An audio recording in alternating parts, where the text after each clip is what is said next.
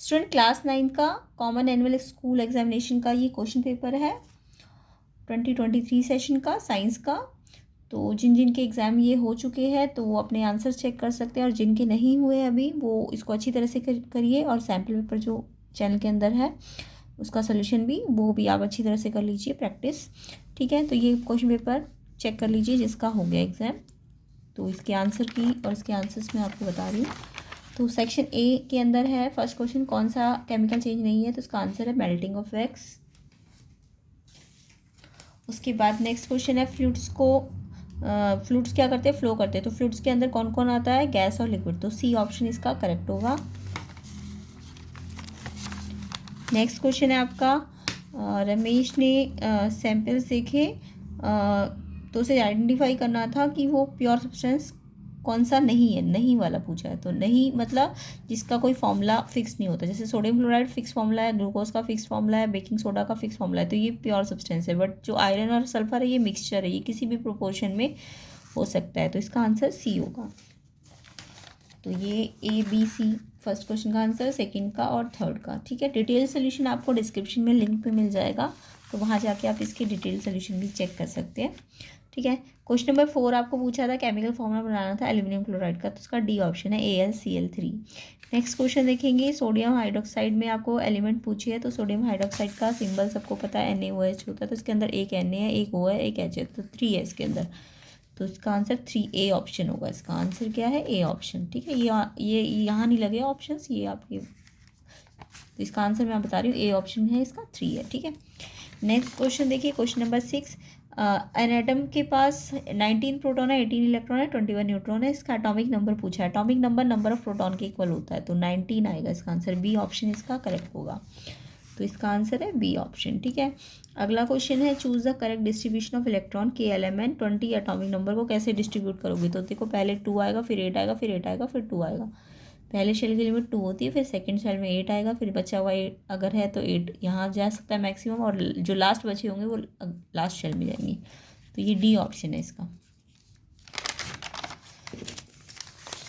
Next question number 8 देखेंगे, a cell placed in a solution gets shrink. अगर cell shrink हो रही है तो इसका मतलब concentration of water molecule inside the cell higher है सराउंडिंग सोल्यूशन से, तो सी ऑप्शन इसका करेक्ट होगा।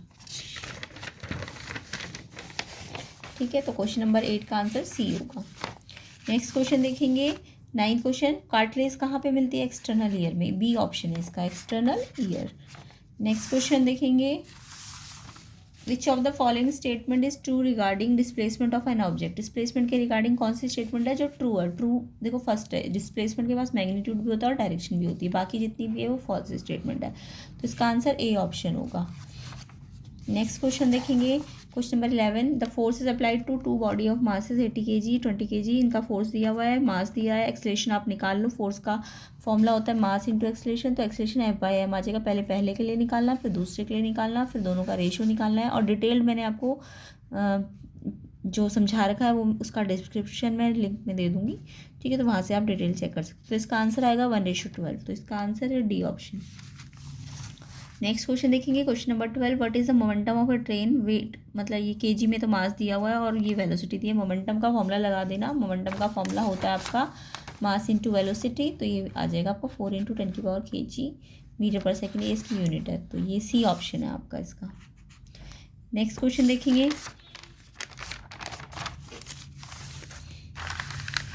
Before playing the orchestra in a musical concert a sitarist try to adjust tension and plug the string. क्यों करता है वो ऐसा, ताकि उसकी फ्रीक्वेंसी को एडजस्ट कर सके, तो डी ऑप्शन इसका करेक्ट होगा, डी ऑप्शन।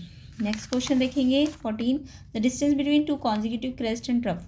देखो 2 कॉन्जिक्यूटिव क्रेस्ट या फिर 2 कॉन्जिक्यूटिव ट्रफ का डिस्टेंस अगर x है तो वही तो वेवलेंथ होती है, तो वेवलेंथ भी इसकी x ही होगी, बी आंसर इसका करेक्ट होगा।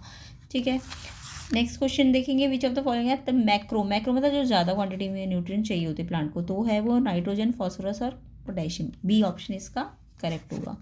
अगला क्वेश्चन देखेंगे, which cropping pattern involve growing out 2 और मोर क्रॉप जब सेम लैंड में लगाते हैं तो उसे मिक्स क्रॉपिंग कहते हैं, तो इसका आंसर डी ऑप्शन होगा। एजर्शन रीजन में देखेंगे, क्वेश्चन नंबर 17, बैलेंस डाइट चाहिए एनिमल्स को जो मिल्क देते हैं, तो यानी कि यस ट्रू है।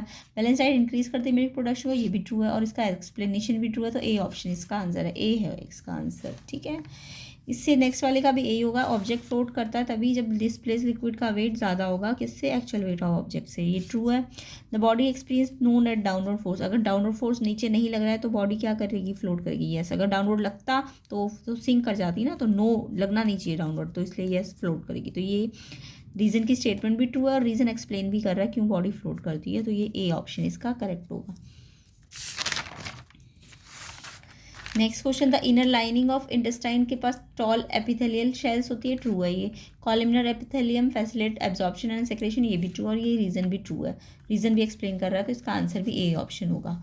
नेक्स्ट क्वेश्चन देखेंगे, क्वेश्चन नंबर 19 का भी ए है, 17 का भी ए है और 18 का भी ए है। ठीक है, cell wall non living part है, येस ट्रू है। It does not offer protection, क्या ये प्रोटेक्शन नहीं देती, शेप नहीं देती, नो ये तो देती है ना प्रोटेक्शन शेप, तो यानी कि ये फॉल्स है। तो जब एक फॉल्स होगा रीजन वाली स्टेटमेंट, तो सी आंसर है इसका 20 का। सेक्शन बी देखेंगे, Sohan suffering high fever, doctor ने एडवाइस किया कि वो ठंडी पट्टी लगाए, उसकी मम्मी को बोला, तो ऐसा क्यों कहा होगा डॉक्टर ने, इसका रीज़न है कि जो हीट है फीवर की, वो क्लॉथ जो वेट क्लॉथ होगा वो उसे एवोपरेट कर देगा, हीट के कारण वेट क्लॉथ क्या करेगा, एवोपरेट हो जाएगा, और जिससे कूलिंग इफेक्ट आता है ना एवोपरेशन के बाद। उसके अलावा नेक्स्ट क्वेश्चन है, on a hot summer day Ravi and Ramesh ने कॉटन एंड नायलॉन क्लॉथ पहने तो कंफर्टेबल है, क्यों रीज़न क्या है, कॉटन क्लॉथ स्वेट को एब्जॉर्ब करते हैं जिससे एवोपरेशन फास्टर होता है और जिससे कूलिंग इफेक्ट आएगा, यानी वो कपड़े उन्हें ठंडा रखेंगे। नेक्स्ट क्वेश्चन है, सब्सटेंस पी की हाई कंप्रेसिबिलिटी है और वो आसानी से लिक्विफाई हो सकती है, तो देखो जिसकी भी कंप्रेसिबिलिटी हाई है मीन्स उसके मॉलिक्यूल बहुत दूर दूर होंगे, तो इजीली उनको हम कंप्रेस कर पाएंगे, दबा पाएंगे ना, तो यानी कि कंप्रेसिबिलिटी हाई, बताओ सबसे मॉलिक्यूल सबसे ज़्यादा किसके दूर दूर होते हैं, गैस की, तो इसलिए कंप्रेसिबिलिटी सबसे ज़्यादा किस में होती है, गैस में। तो पी पूछा है कौन है, स्टेट ऑफ मैटर, यानी लिक्विड है, गैस है कि सॉलिड है, तो ये क्योंकि हाई कंप्रेसिबिलिटी है तो यानी कि ये गैस है। उसके बाद इस गैस की दो प्रॉपर्टी पूछी थी, फोर्स ऑफ अट्रैक्शन मॉलिक्यूल्स के बीच का वो सबसे कम होगा क्योंकि मॉलिक्यूल बहुत दूर दूर होंगे ना, और मॉलिक्यूल दूर होंगे तो स्पेस जो है इंटर मॉलिक्यूल वो ज़्यादा हो जाएगा, समझ आया। इसके अलावा लिक्विफाइड गैस अगर आपको पता होनी चाहिए, CNG या LPG।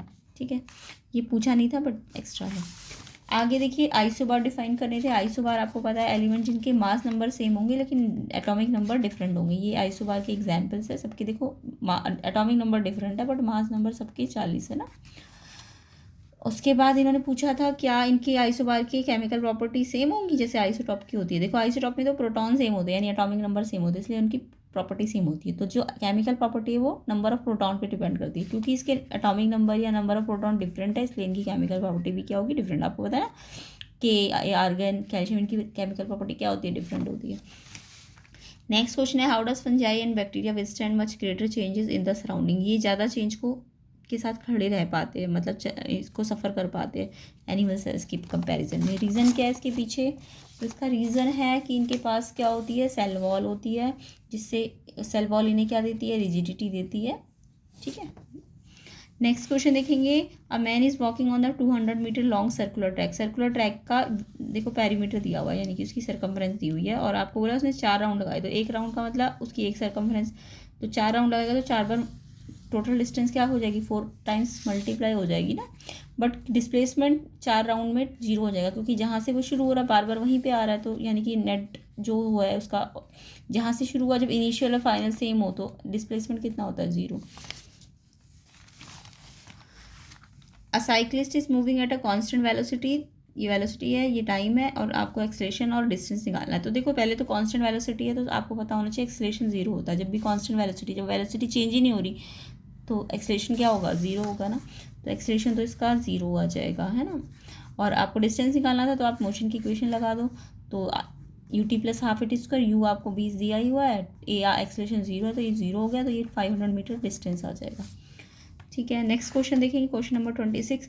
अब पॉटर लिफ्ट अ लगेज, एक कुली है जो 20 kg का लगेज उठाता है, इतनी हाइट पे उठा रहा है, और वर्क डन निकालना है। तो जब भी हाइट हो तो MGH लगाएंगे वर्क डन का फॉर्मूला, वैसे F/2S होता है बट ये वाला फॉर्मूला भी लगा सकते हो जब हाइट दी होती है। तो ये M दिया है, G दिया है, H दिया है, सारे SI यूनिट में है तो ये जूल में आ जाएगा 340।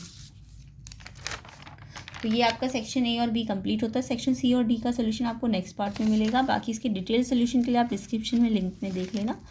और आई होप आपका एग्ज़ाम भी अच्छा गया होगा, या फिर जिनका एग्ज़ाम अभी हुआ नहीं है वो भी करिए इसे, ठीक है। और कमेंट बॉक्स में बताइए किसने कितने ठीक किए क्वेश्चन।